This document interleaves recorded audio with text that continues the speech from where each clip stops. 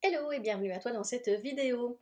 Tu le sais peut-être, je m'appelle Valérie et sur cette chaîne je t'aide à trier, ranger, vider toutes les choses qui prennent trop de place dans ta vie, dans ta tête et dans ton habitation.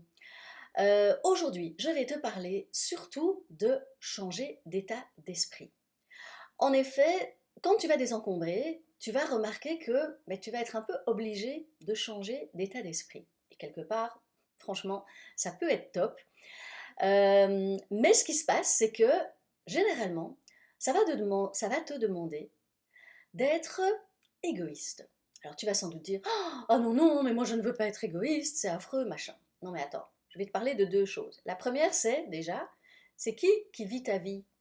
C'est qui prend des décisions? C'est qui habite chez toi? On est d'accord? C'est quand même toi. Donc la première personne concernée par ta vie, soyons clairs, c'est toi. Donc, si toi, tu ne t'occupes pas de toi et de ta vie, c'est qui d'autre en fait qui va le faire? Ben, c'est pas vraiment normal. Enfin, les autres, ils sont pas là pour s'occuper de ta vie. Voilà, ça c'est la première chose.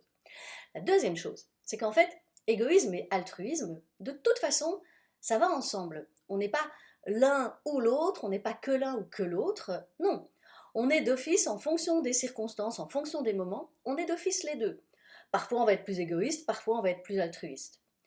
Mais moi, je suis à peu prête à parier que finalement, peut-être qu'au plus tu seras, entre guillemets, égoïste, donc au plus tu t'occuperas de ta vie, au plus aussi tu pourras t'occuper en fait des autres. Parce que tu seras bien avec toi, tu seras bien dans ta vie, et finalement, tu seras ouvert aux rencontres, aux différences et à l'autre. Donc, il ne faut pas penser que si tu t'occupes de toi, du coup, tu vas plus du tout t'occuper des autres. C'est certainement pas vrai. Donc ça déjà, je voulais mettre ça au clair avant de démarrer.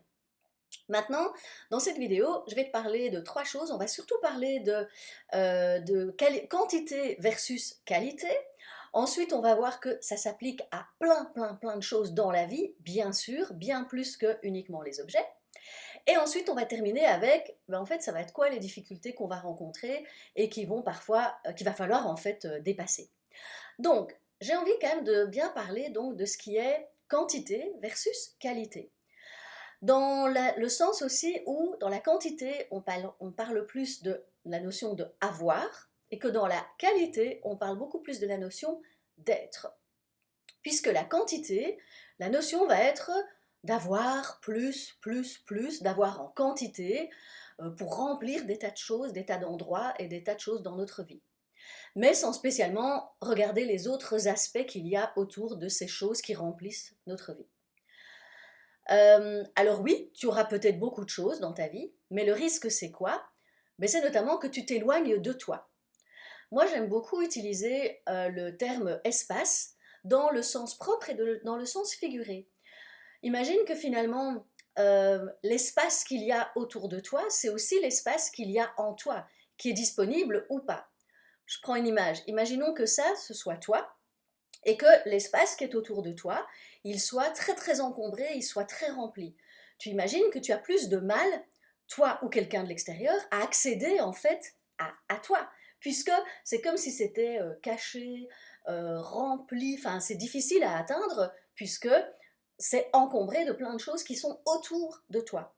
C'est comme si tu rentres dans une pièce et qu'il y a du bazar partout, et tu es là, tu dis oh, mais Valérie, où est-ce que t'es? Parce que la personne, à la limite, elle est cachée, elle est perdue parmi tout le bazar qui est là. Alors que s'il y a beaucoup moins, eh bien, on a beaucoup plus facilement accès à la personne qui est là, à l'être. Donc voilà, ça c'est un petit peu au sens propre comme au sens figuré. L'espace, eh bien, s'il y a plus d'espace autour de toi, eh bien, toi tu auras, et les autres auront plus facilement accès à qui tu es vraiment.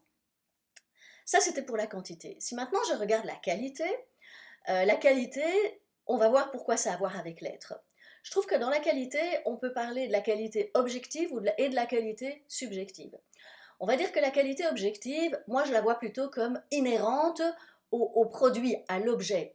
Par exemple, tu le sais probablement, si tu achètes un vêtement, un sac, des chaussures ou même des aliments, eh bien, ça aura une répercussion. Donc d'une part, les objets que tu utilises, parfois ils auront une durée de vie plus longue en fonction de leur qualité, mais aussi si on parle des aliments, eh bien tu te sentiras différemment après avoir mangé un repas léger et sain qu'après avoir mangé un repas très copieux ou très sucré. Il y aura un impact vraiment sur toi, sur ton corps. Donc là, c'est plus objectif, on va dire. Maintenant, la qualité, elle est évidemment aussi complètement subjective. Elle est liée à toi. Elle est en fonction le regard que toi, tu portes en fait sur ces objets et sur la qualité qui a du sens à tes yeux. Donc, ce sera selon tes critères à toi, ça on va y revenir, mais ça va te permettre du coup d'être encore plus près de toi, puisque les critères, tu vas les définir toi-même. Donc en fait, il y aura tes critères et il y aura les objets qui correspondront à tes propres critères. Donc, je vais te donner quelques idées pour t'aider à définir tes critères ou quelques questions, mais il y en a certainement d'autres. D'ailleurs, n'hésite pas à me les mettre en commentaire, comme ça je verrai un petit peu ce que tu en penses. Une des questions, c'est quel sens cela a pour toi? Donc, c'est quel sens ça a pour toi d'avoir tel ou tel objet dans ta vie et autour de toi. Mais aussi, est-ce que cela te rapproche du style de vie que tu veux vivre? Donc là, ça demande un petit peu de se projeter et de se dire, mais en fait, moi, c'est quoi le style de vie que je veux ou le style de vie que je veux continuer à vivre maintenant? Qu'est-ce qui me rapproche le plus possible de ce style de vie-là? Et la troisième chose, c'est aussi la notion de plaisir et de joie. Est-ce que ça m'apporte du plaisir? Est-ce que ça m'apporte de la joie? Mais attention, là il y a un piège, c'est que moi je parle plutôt de la joie et du plaisir sur du long terme. Le piège, c'est de ne voir que la joie et le plaisir à court terme.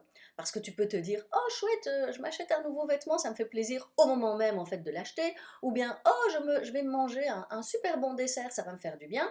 Ok, mais est-ce que ça va vraiment t'apporter de la joie et du plaisir sur du long terme? Euh, donc, ça te demande du coup d'être plus sélectif au niveau donc qualité, d'être plus sélectif grâce aux critères que toi tu auras définis. Donc ça c'était pour qualité versus quantité.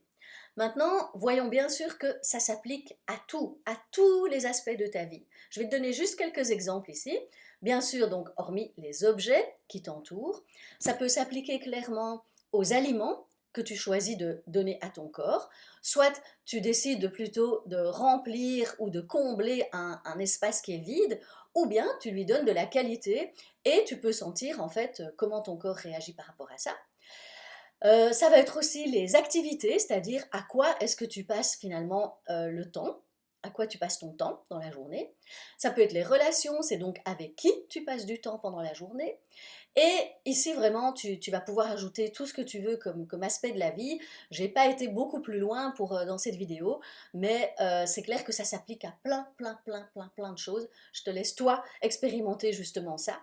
Mais c'est clair qu'en commençant par les objets, tu vas mettre déjà de la conscience là-dessus, et ça peut t'aider à mettre de la conscience sur les autres aspects de ta vie, puisque une fois qu'il y aura moins de bazar chez toi, qu'il y aura plus d'espace, eh bien tu pourras avoir de l'espace pour t'occuper justement de ces autres domaines de vie. Et pour terminer, regardons un petit peu quelles sont finalement les difficultés que tu vas rencontrer de passer de l'aspect quantité à l'aspect qualité, ou de passer justement à un changement d'état d'esprit qui est devenir, entre guillemets, égoïste et prendre finalement la responsabilité de ta vie et de tes choix. Qu'est-ce qui va se passer? Moi, j'en vois plusieurs. Je vois déjà que la transition, elle peut être évidemment inconfortable. Notamment parce que tu n'as peut-être pas encore des critères très précis et très clairs. Donc, le fait de faire des choix va être plus compliqué tant que tes critères à toi ne seront pas tellement définis. Donc, ça veut dire qu'une des premières choses que tu vas devoir faire, c'est clarifier quels sont finalement les critères sur lesquels toi tu veux te baser pour dire, ok, ça je garde dans ma vie, ou bien ça je ne garde pas dans ma vie. Ensuite, bien sûr, la difficulté, c'est que tu n'as probablement pas l'habitude de t'écouter en profondeur et l'habitude de te mettre au centre de ta vie. Donc là, c'est vrai que ça va être justement une approche différente de se dire, ok, maintenant, je vais tenir compte de choses qui viennent de moi, et donc je vais apprendre à beaucoup plus m'écouter, à beaucoup plus être attentive à c'est quoi qui est important pour moi, quel est l'impact que telle chose a sur moi pour pouvoir décoder, en fait, je veux choisir ça au lieu de ça. Donc ça va être vraiment d'être de plus en plus à l'écoute de toi. La troisième chose que je vois, c'est que ça peut aussi te demander de, entre guillemets, t'éloigner des critères qui viennent de l'extérieur et des critères qui sont, que l'on voit la plupart du temps dans la société. Et donc ça demande d'une part d'en prendre conscience et d'autre part d'accepter d'éventuellement faire ses propres choix qui peuvent être différents de ceux de la majorité des gens et qui peut, voilà, qui peut avoir un impact en fait dans ta vie. C'est vrai que faire tes propres choix, c'est de plus en plus assumer qui tu es. Et ça va demander un, d'évoluer, ça va demander d'avoir un état d'esprit qui va finalement de plus en plus s'affirmer et de plus en plus être OK que les gens ne soient pas complètement d'accord avec tes propres choix. Donc voilà, j'espère que cette vidéo t'aura apporté des éléments de réflexion, que tu vas regarder les choses différemment, à la fois dans ton environnement, mais à la fois dans ta vie, et que tu vas ouvrir finalement des nouvelles cases, des nouvelles réflexions. Donc n'hésite pas à me dire en commentaire ce que tu as pensé, ce que tu as retenu de cette vidéo. Si tu as aimé, eh ben, tu peux appuyer sur le pouce bleu. Et si tu veux suivre les prochaines vidéos, n'hésite pas évidemment à t'abonner à la chaîne. Je te dis à bientôt. Bye bye.